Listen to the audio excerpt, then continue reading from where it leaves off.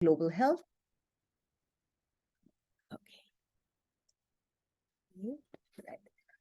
She's a research scientist trained in development psychology and public health with a multidisciplinary research focus on gender equity in global health and development. She has numerous projects, studies on gender theory and measurement science, sexual and reproductive health, maternal and adolescent health, women's empowerment, and gender inequalities, including gender-based violence and child marriage. She has approximately 300 peer-reviewed publications and is recognized as one of the most cited social scientists globally. She created and leads the Emerge platform, which provides open access evidence-based measures on gender empowerment. She has served as an advisor to UN Women, UNICEF, WHO, Bill and Melinda Gates Foundation, amongst others, where she focuses on gender equity and health, as well as women's empowerment issues. She's also on the International Advisory Board for Lancet Global Health. Without further ado, let me welcome Professor Raj. Thank you so much for being with us today. Thank you so much, and my apologies for the technical difficulties. I'm afraid today I have to do this by phone. I'm not sure why, but I appreciate people's patience, and thank you for inviting me. Today I'm going to talk about marital choice as an indicator of marital agency in rural India. Next slide. And I'm going to start by just introducing the concepts of empowerment and agency. Many people are focused on these issues right now in terms of, focus on women's equality, the equality of women and girls. We on the Emerge project have been really trying to think about these issues from the perspective of measurement, to have some language that places parameters on what we mean by empowerment. And as you can see from this, adhering to various theories from across economics. Many people are using Kabir, but also psychology, such as Zimmerman and others. We wanted to focus on what is this empowerment process and how do we measure it?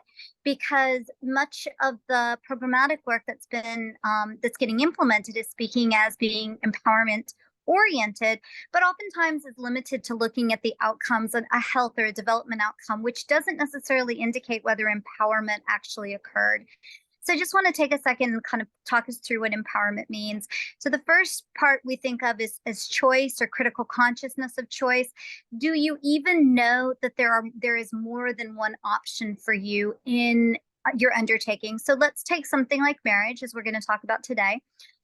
Many people presume that there is no option other than to marry.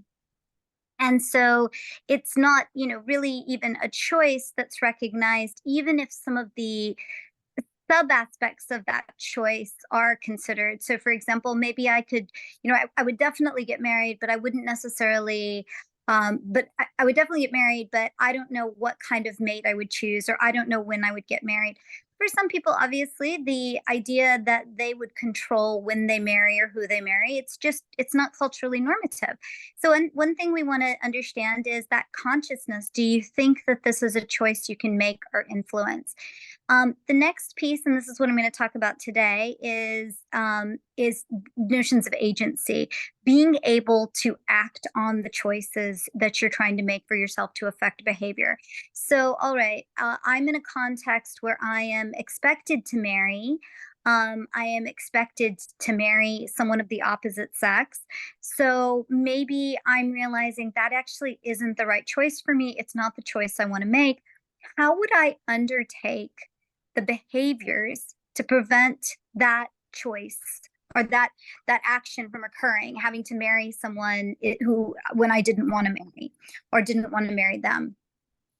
And that's a question of both feeling like you have the ability to make that choice, or to act on your choice, and that you actually undertake the action itself. So we talk about this as can, act, resist. And the reason we have the resist in there is that sometimes when you act, you've got resistance a pushback from outside. In other words, there's backlash. There's backlash against you trying to control your situation or your choice, and I am talking about this at the individual level, it can be operationalized at the collective, but I'm just going to talk about the individual level today. So if there's backlash, okay, I don't want to marry. I believe I can tell people in my family that I don't want to marry, and I've now told them, I've decision made about that. I uh, stated my decision to them, and they lock me in the room. They say, we're going to disown you if you don't do this. This is what we might think of as backlash. Sometimes it's not backlash within the family. Remember, backlash can come from your larger social context. Your parents can support you, but the larger society doesn't. They're alienating you. You haven't married at a certain age. You're not included in social in social life in the same way. So that we would also consider as backlash. And in the face of backlash, we find that people resist. They continue to go down the track of what they want for themselves, their self-determination. So one of the things we think about critical consciousness is you have to be critically conscious of your choice in a context where you actually are self-determining your goals. So you are working through that empowerment process toward your goals. So when your acts of agency occur, that leads to self-determination. So it's kind of a bigger picture, and many of you have had some exposure, but I just wanted to make sure that as we move forward with this language and around marital agency, that we're on the same page. So again, I'm going to focus on these elements of like kind of honing in on how can we measure can, act, resist, and I'm only going to measure for this study. We're only measuring one aspect of that, which is act. But if we could go to the next slide. Oh, sorry. Sorry. I'm just grateful you're doing the slides. Okay, so let's talk a little bit about marital agency. Agency is that ability, as we said, to your ability to control your life, the actions you will take, the belief that you can undertake those actions to move your marital situation into what you want it to be. So oftentimes people talk about child, early, and forced marriage. I actually was very interested in understanding how we measure marital agency because I've done a lot of work in child marriage, and we had included some questions on forced marriage, and you'll see similar findings to this in what I present today. When we would ask about forced marriage, at least in the context of India, and actually I believe it was asked in other country contexts at one point with the Demographic and Health Survey years and years ago, I think in the 90s, just endorsement of that item did not come through. We did not see people say they were forced to marry. Remember that it can be hard to view yourself as forced once you've settled into the marriage. So that may be the reason, or the nature of force is just a little stronger than what people feel was occurring. And we see a similar reaction if we talk about forced sex, that if we say engaging in sex when you did not want to, we'll get a much higher level of endorsement from people than if we say, were you forced to have sex? So with that in mind, I started thinking, okay, well, how could we think about marital choice and marital decision making and marital agency with that perspective? So I'm going to focus on two measures that we added into a survey that we did in rural Maharashtra, and that we've now operationalized and been working on in some other country contexts as well. But these data were just ready to go, and we're farther along in analyzing them and validating. But we are testing them in other contexts. So one, agency to pick a mate, and agency to pick timing of marriage. The questions are about mate selection and when to get married. So who to get married and when to get married. Next slide. So largely speaking, these fall into the larger perspective of how we think about can, act, resist. We published a study in the Lancet. It's actually a commentary paper in the Lancet, and it asked the question, do you want to engage in the behavior? And that's sort of more choice. It can be aspiration. Do you want to do you want to marry? Do you not want to marry? Or do you want to not marry? So that's one question you could ask. can you say no to marriage? Can you decide when to marry? Can you decide who to marry? And then did you decide who to marry? Did you decide when to marry? And that's this action. I'm not going to go into the consequences and resistance because we didn't get those, but I just wanted to sort of take you through the theoretical foundations and how we approach the issue. So again, we're going to focus on act. And in this case, the action is decision making. Next slide. Okay, so our first question is, could we even measure marital agency? And then the second one is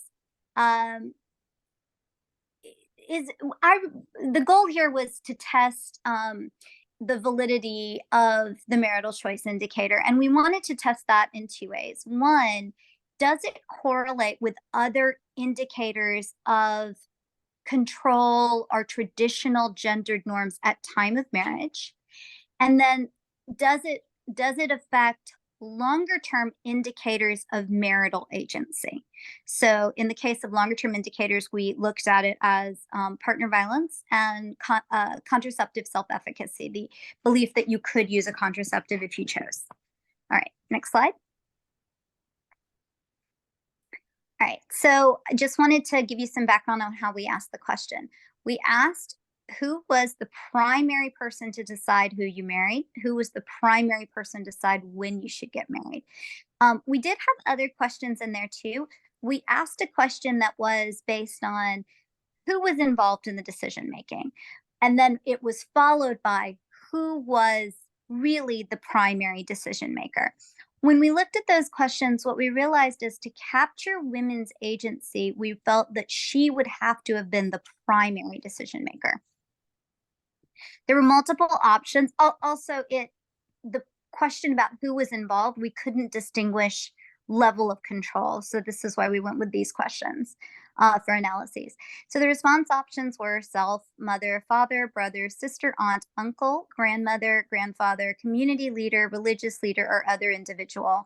And we dichotomized these to say whether she was the primary and final decision maker on each of the items, who to marry and when to marry. Next slide. Okay, so this was conducted in a rural area of Pune district in Maharashtra, India. And it's an area where early marriages do occur.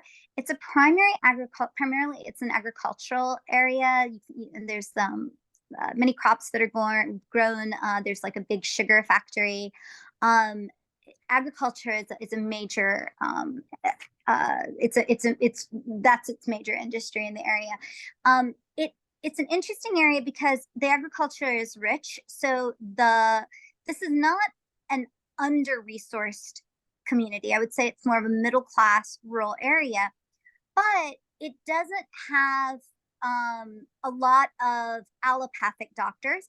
It mostly has physicians who are Ayurvedic, homeopathic, and so some clinical facilities don't exist. A little bit more about it is that if women are working, they tend to be working in the agricultural area and typically on their own land. So a lot of traditional gender roles exist, and that's particularly true. It's like marriage is ubiquitous, and an expectation of children is also common. Relative to many other places, though, it is considered a bit more of a progressive area as compared to some areas in India with regard to women's positioning. But you'll still see that there's a lot of fertility pressures, marital pressures, and so we thought this is a really interesting area because this is not an area it's connected to enough media and enough resource that gender roles are not as traditional as in some places, but you still see that there is traditional norms still exist with regard to marriage and fertility. So here what we did was we did some formative research to understand this both in the context of this district, but also in other areas to understand the issues of marriage, what's the value of marriage for women, for men, what's normal for the marital process of who decides, when they decide, how they decide, what are the marital practices like. Then we created the measures, and then we did cognitive testing. So we took these measures out to make sure that the populations with whom we were working, which was married women, that the questions made sense to them, that they understood them, that they felt comfortable asking them. Then what we did was we looked at construct validity by comparing it to the age at marriage. So child marriage in particular, you might call it, some might call it under age of 18. Some people in India do not prefer the term child marriage because they identify child as under 12 or 12 and under. And so we're kind of open if you want to say child or early, but it is under 18. Is there dowry payment? Was there dowry payment involved in the marriage? And is there porta? And these were picked as indicative of tradition of marital norms that are highly gendered in nature.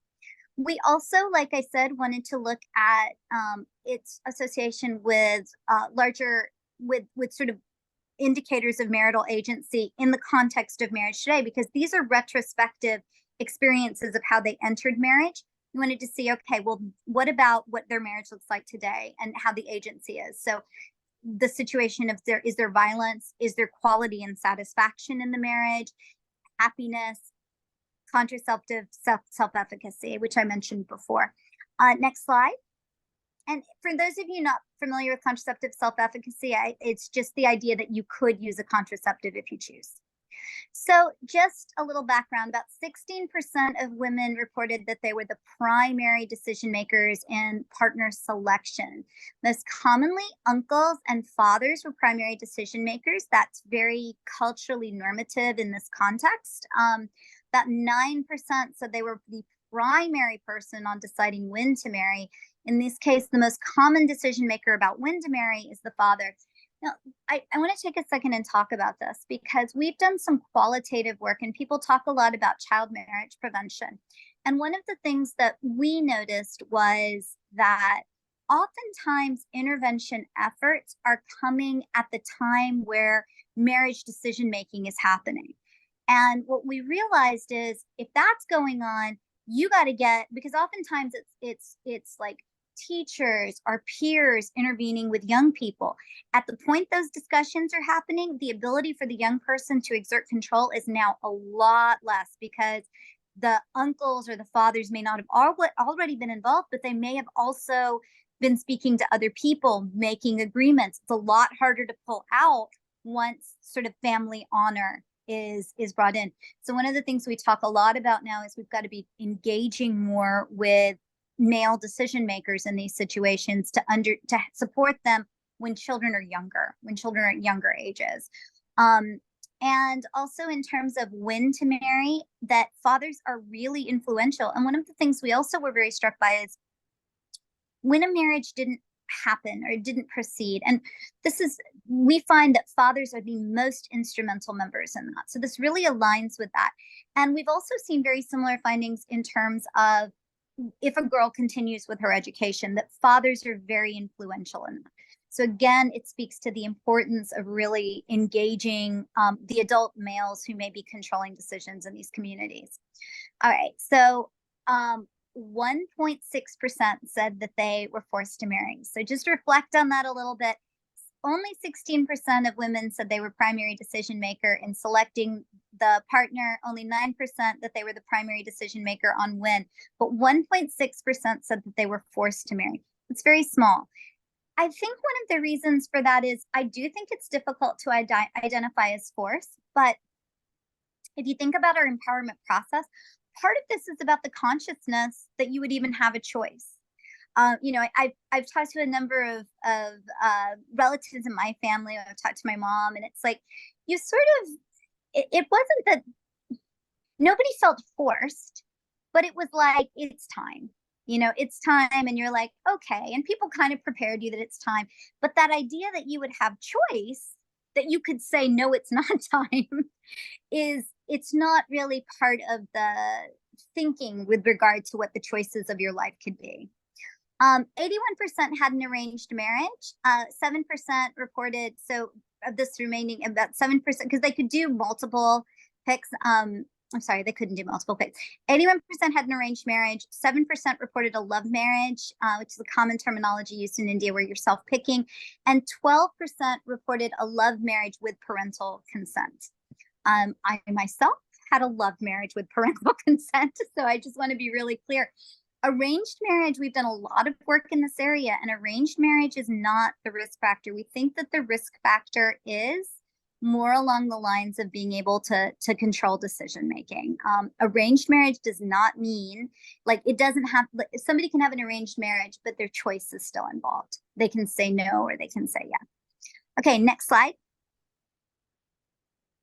All right, so the first point that I want to make is that there is a very strong correlation, a 0.8 level correlation, 80% we could say correlation between being able to choose your partner and being able to choose the timing of your marriage. And that totally makes sense. Again, we view that as validating these measures with each other, because it's indicative that if you don't have choice for one aspect of marriage, you're not going to have choice for another. And corresponding with this is that if you did not have choice in who to marry and when to marry, you were more likely to have an arranged marriage. You were more likely to marry before the age of 18. You were more likely to have a dowry. And specifically around Purda, you were more likely to Purda, you were less likely to have had the choice of when to marry.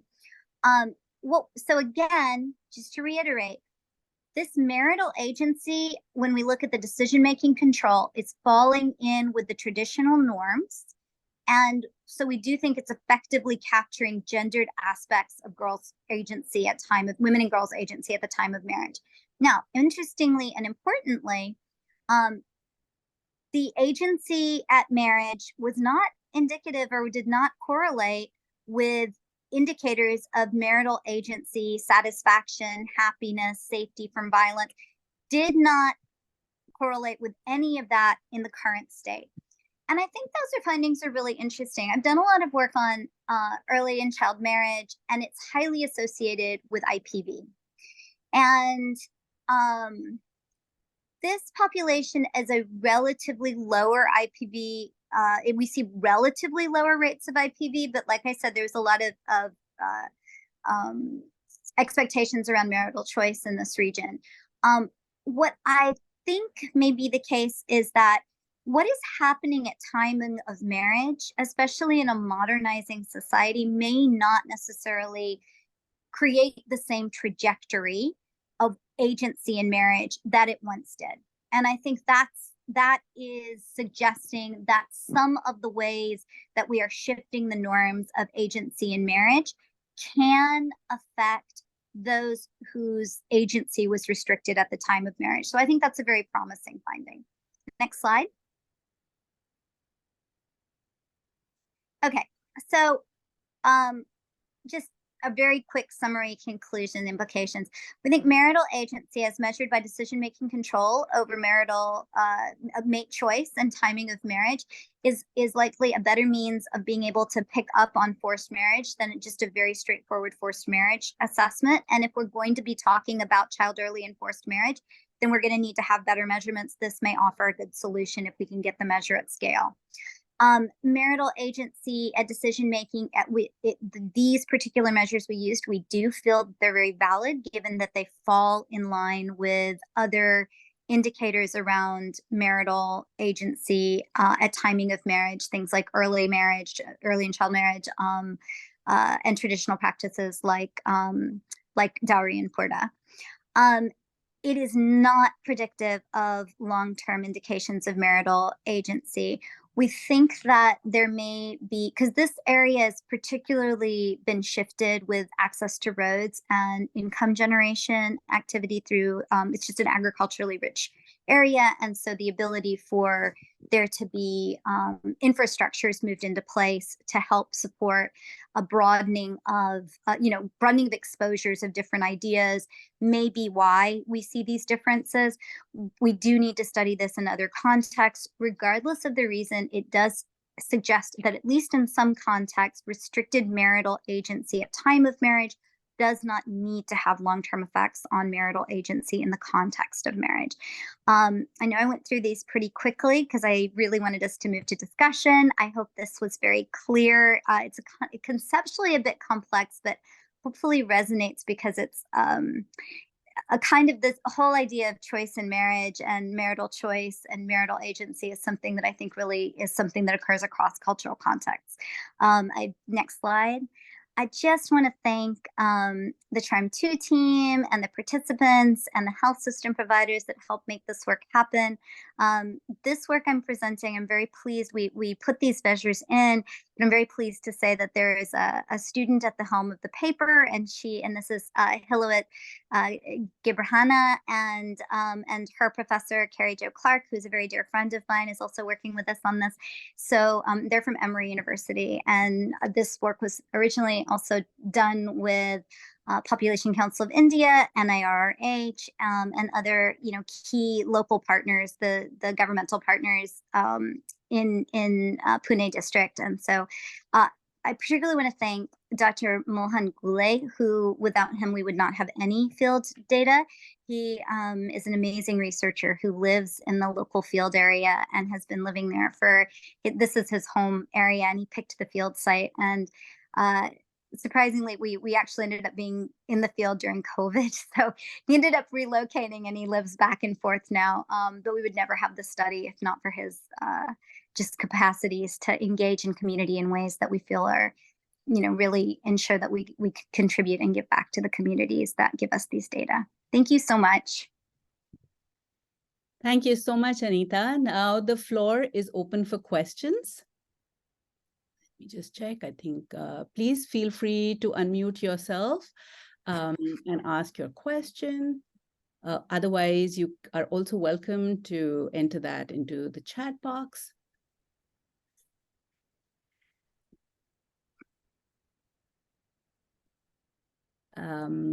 As we are waiting for people to ask questions, let me go first, Anita. Thank you for sharing a very fascinating study. I'm actually quite surprised by the results, and help me understand why we are seeing what we are seeing. So we expect, and of course, I work on child marriage as well, and when I think about child marriage and the correlation with lack of decision making is understood, and I appreciate that. But what is puzzling is the fact that it has limited bearing on their empowerment within marriages.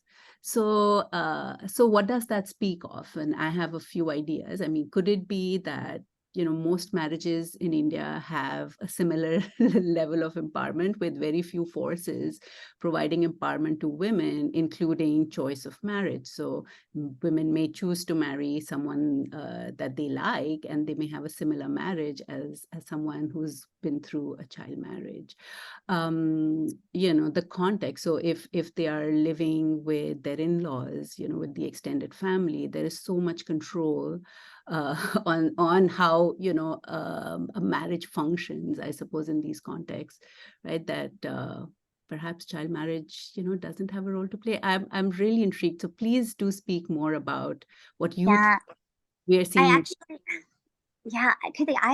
not sure, because I don't want to because this is one study, and I think you're asking something that's slightly different that these analyses did not look at. But this is what I think is happening, because child marriage is very predictive in our study and has consistently been predictive. And this is correlated with child marriage. So why wouldn't it be? I think that while indicative of agency, it's not necessarily indicative of the level of harm that an early marriage might be. So, for example, it's so normative for your father to select when you will marry, right? That's going to include a father who's fully supportive of a child who, to get their education, to finish, to finish their education, whatever. That still might be that same father.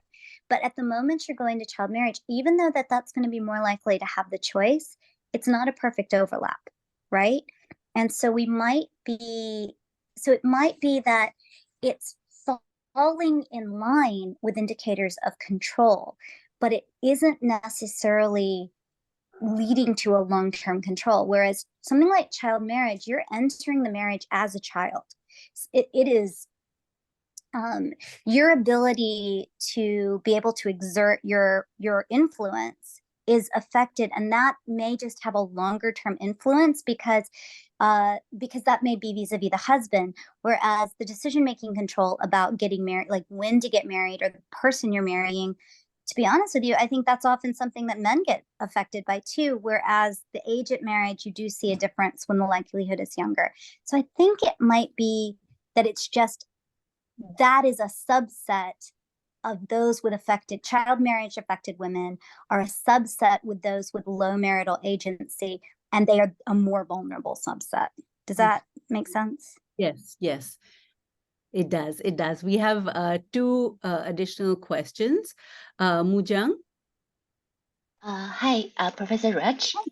Yeah, thank you very much for this very interesting talk. So I particularly find it's interesting that actually like some combination regarding the autonomy in mate selection. And so, for example, there has been like a very high proportion of young people who get married out of like arranged marriage with love. So I'm wondering what are the courtship process differs across these different mate selection approaches, and in what way that those like a dating courtship process regarding like the relationship quality before marriage, or like how long they really like dated, get to know each other, find each other compatible with each and then influence those within marriage outcomes, right, such as marital quality, happiness, and so on. Thank you. Oh my goodness, that's such a good question because it's so culturally specific. So in the context in which this study was done, there's co-education, there is, it's not to say that girls have absolute freedom of movement, but the idea that kids would be playing outside, it's very normal.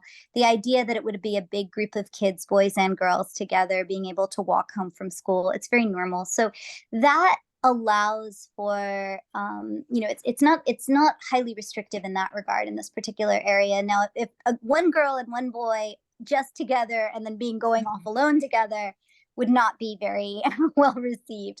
But of course you can appreciate that you start walking together, you're in the same group, that kids can figure out if they want to be alone together, they'll figure out how to do it.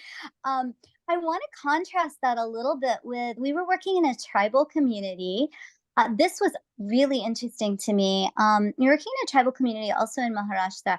That was very different. And there, what we found was that it was very common where a girl and a boy would connect, decide to live together, get pregnant, and then get married. And that was like, growing up in my traditional Indian household was like, really? Oh my God. Like, wow. Yeah. So there are some different contexts. And then we were working, and I defer to many of the people that are in this room because you've all probably been working in different contexts, but we've also worked, we did some work in Jharkhand, and one of the interesting things to me there were these like festivals, meles, and so somehow there's something about these festivals where boys and girls will like see each other and be like, oh my goodness, and kind of a flirtation, and fairly rapidly go to elopement. And it's just in that area, that was sort of how, and you might like know friends of friends, but it's not like they would know each other. And so it was fairly quick. What was very interesting there, and we did not see here, is there we found that a lot of times the primary decision maker was actually the male partner, because he was like, come on, let's go get married. And I think what's very interesting, and Krithi, this goes back to some of the ways I feel about child marriage. I think that what we've seen with some of the situations where there's that elopement is there is an increased likelihood that she's trying to escape out of that household. And there can be issues in the household. So now, again, that's a certain kind of vulnerability. Just as we know that families who have economic deprivation may, with complete love for their children, want them to marry younger, trying to give them the economic stability. So these are risks. And I think that's one of the reasons we think that this child marriage issue is a bit more of a salient risk factor longer term in marriages.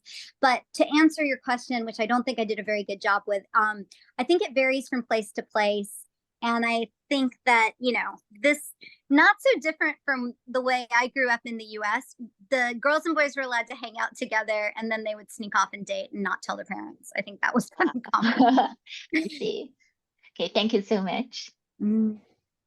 Thanks. There are 3 questions. So I'll first raise Prem's question. He says, Prem Domaraju is an associate professor at NTU in the Department of Sociology. He asks, thanks for sharing an excellent presentation. Could you please comment on the possible link between love/joint arranged marriage and post-marital agency? Should we expect women, oh my gosh. Yeah, go ahead. Sorry. marriages to have higher or lower autonomy after marriage?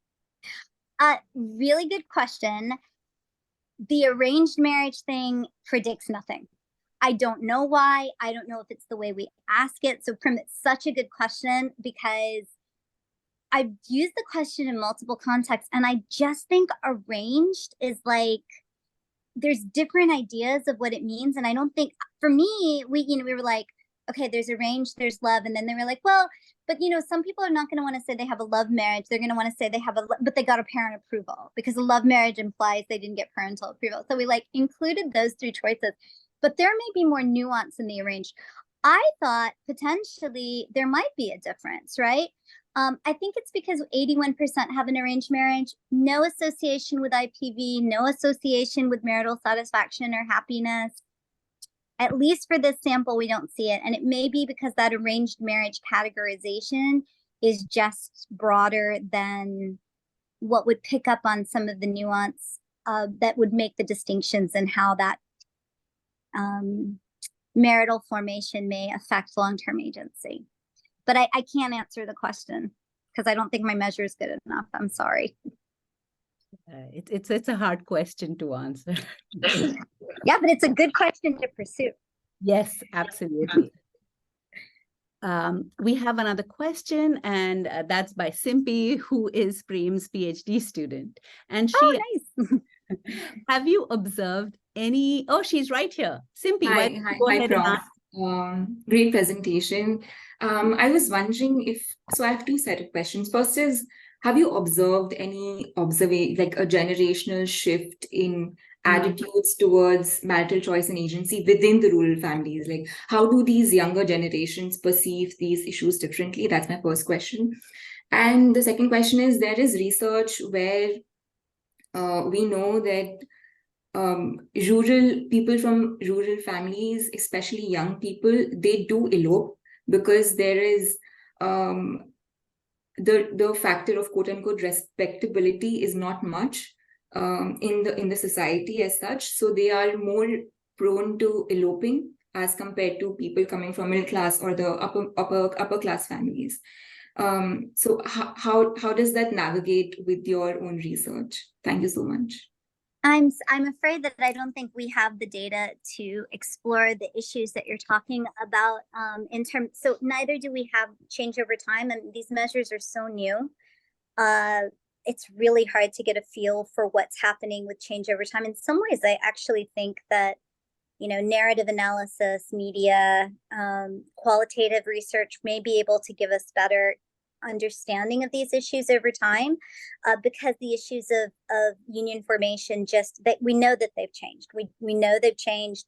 We know that choice and the notion of choice is a bigger part of marriage today. It's one of the things I'm sure you noticed when I said the piece about arranged marriage is that I really feel like I have to, I think I have a crowd that is more familiar with the idea of arranged marriage, but I really always feel like I have to explain it to people that it's not indicative of force. One could think of it as like, Shadi.com, for goodness sake. I've definitely known family members who put their child on Shadi.com. Is that an arranged marriage? Yeah, sure, why not? So there's a lot of complications in understanding how these situations have changed over time, and I don't have that data. I do have one piece of data that I think you might be interested in, which is because what you're really speaking of is like understanding these issues at scale, which means something like NFHS is going to be more valuable, not for attitudinal, but at least for sort of how practices are happening at scale.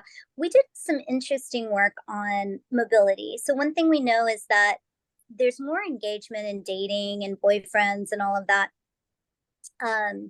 just because there's greater female mobility, and there's the ability to engage without the monitoring or the disapproval that family or local community that are invested in you have. But there's a kind of an interesting phenomenon, frankly not interesting, it's not the word, disturbing to me phenomenon that happens, which is when girls have higher mobility, they're also more likely to experience sexual assault. And I'm going to reflect on this, a bit of anecdotal evidence from the United States. Growing up in an Indian community, and for those of you who live in India and may have friends or family in the US, one thing what happens in Indian families is, like, if my family moved here in 1968, I'm stuck with the Indian values of 1968. That's it. There's no progress. That's what I grew up with. So sometimes there can be really more traditional mores here among Indian families than what you see in India. And I knew someone when I was young, and she was in a hidden dating relationship, and she was with someone who was extremely abusive.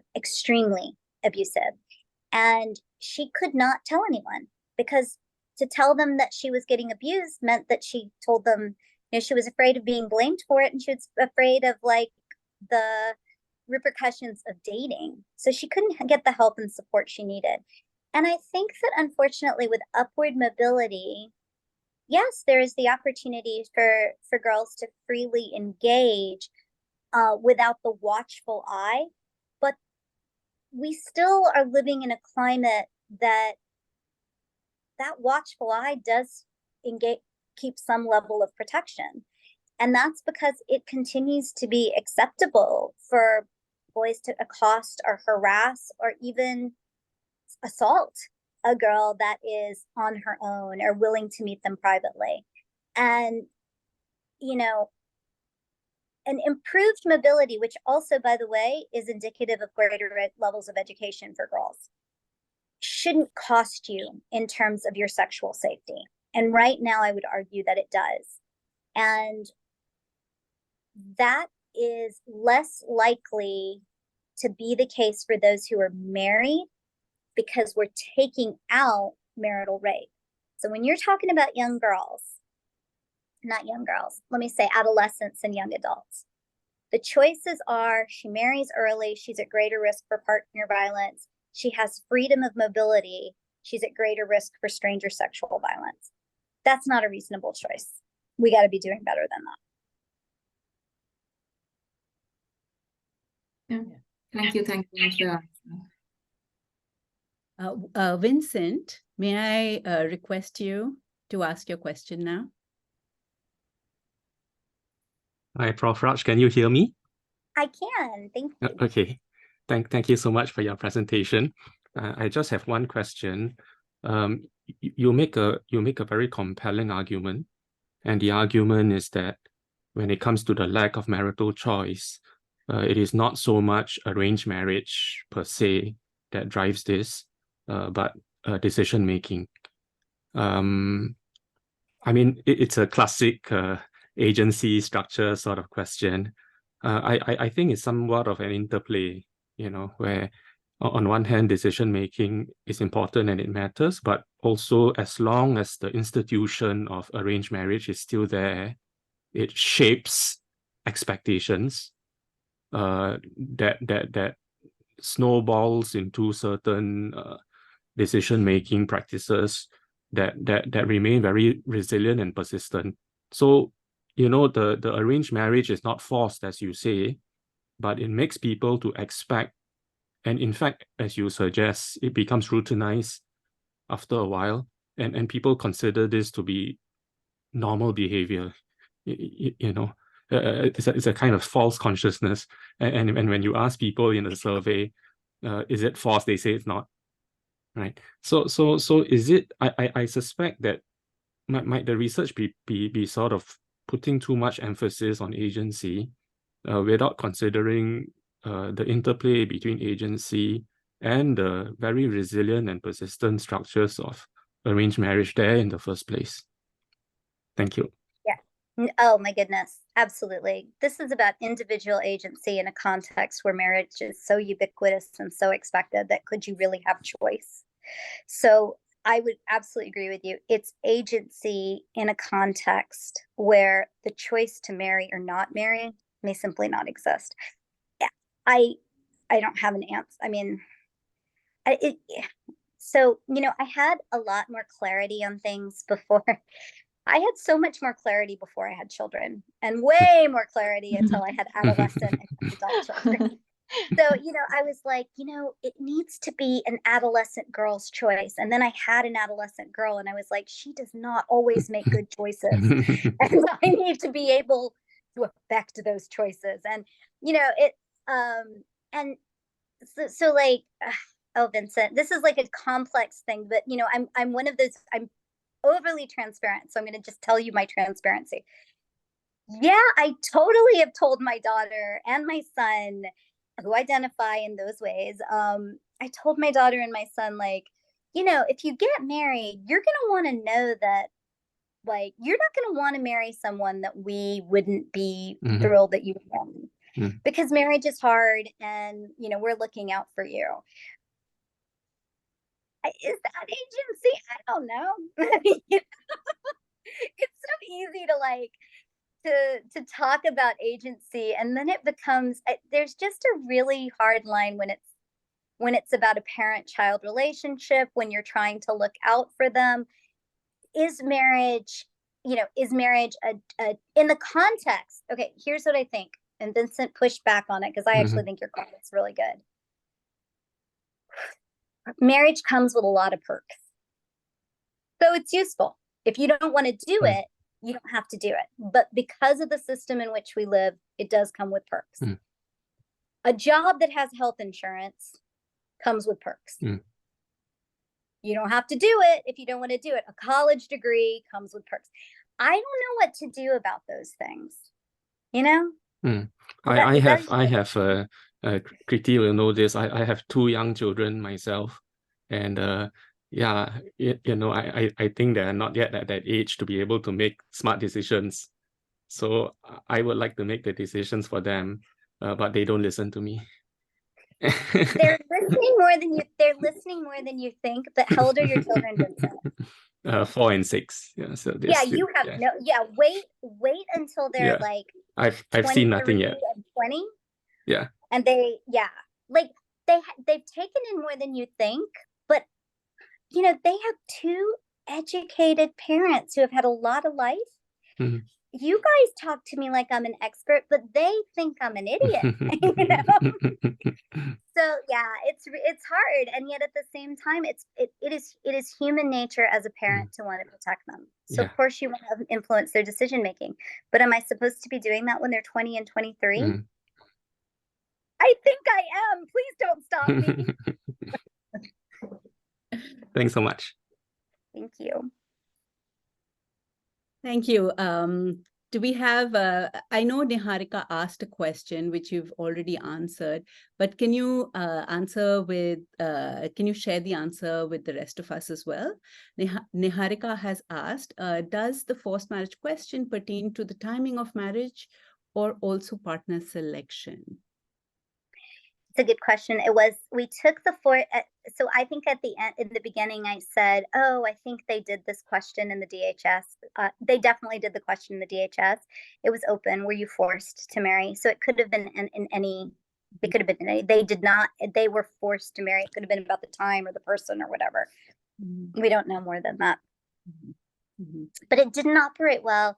And this was in the 90s, where you would think, you might get more endorsement because there, have been opportunities to be able to have more control for women who have been able to attain certain kinds of ability. It just doesn't, people don't endorse it. It's just, like I said, it's the same thing if you ask forced sex versus pressured or made to do something you didn't want to do. Mm-hmm. I have one question. If we don't have other questions, I don't see them right now, so I'll just take this opportunity. From the work that you have done on child marriage, do you find that girls in India and elsewhere, do they have autonomy in deciding who to marry as a child? And so this doesn't pertain to India alone, but generally. Philosophically, or based on what they would tell me? Both. So I'd like to hear your thoughts on this. Well, okay, philosophically, I think there are many women who, and this may go many people, who enter into marriage because there is an absence of choice, because marital systems are so baked into a functioning society that can you really have a choice? And then I'm going to leave Vincent to answer the rest of that, because I think he's the one that brought that up. And I'm someone who's married and all of that. So, but I think it is a fundamental question. Would you marry? Would we be so keen to marry if there weren't all the social and economic gains to come from marriage? What is the value of marriage philosophically? I mean, I'm not sure, because it doesn't exist in a vacuum. In terms of girls' responses, one of the things I've been most struck by in India, this is very specific to India, is that I think that the balance of girls choosing to marry as minors relative to those where the parent is doing it, I think that balance has changed. I think it's a lot more elopement. So I believe she is acting with agency, but again, in a context of what she feels are her best choices. And I think you can think about that in so many ways. You can think about that in sexual behavior as well as marital behavior. Mm-hmm. Yes. Yes. That's just my opinion. Ask other people. No, because you've been working on these issues for such a long period of time, I wanted to know, what you make of this situation, because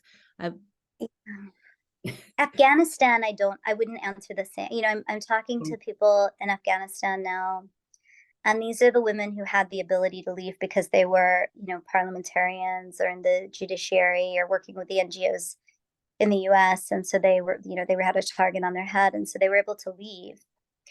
And they're continuing to reach out to the people who are in Afghanistan now. And yeah, I don't think the same is true right now. And in situations of crisis and in situations where there is just, if the people in the position of power have an extreme sense of or a very limited sense of what the value of a woman and a girl is, then I don't think, I feel differently. Because I think in those contexts, do they even get asked the question? I don't know. No. Yeah, the situation is particularly dire there. Yeah. I'm worried about Sudan as well right now. Mm-hmm. Absolutely. There's so much work for you to do, Anita. And for us. Okay, but I'm getting old, so I'm hoping you guys are doing it. I'm just here to hopefully galvanize you guys to start pushing for more measures and more data and more program and more policy to start to check these issues. We're on it. Okay, excellent. I'll be part of it. Thank you. If we don't have other questions, our time is up. And I'd really like to thank Anita from the bottom of my heart. I've been reading your work since I was a graduate student and have loved it. See, I am old. No, okay. Sorry about that. But I have to say that it shaped a big part of my work on child marriage. And Thank you, thank you Christy. so much. And it was a great honor to hear you speak today. Thank you. It was a real honor to present, and I'm so appreciative of the questions. I think every time people ask me the questions, I'm forced to think about it.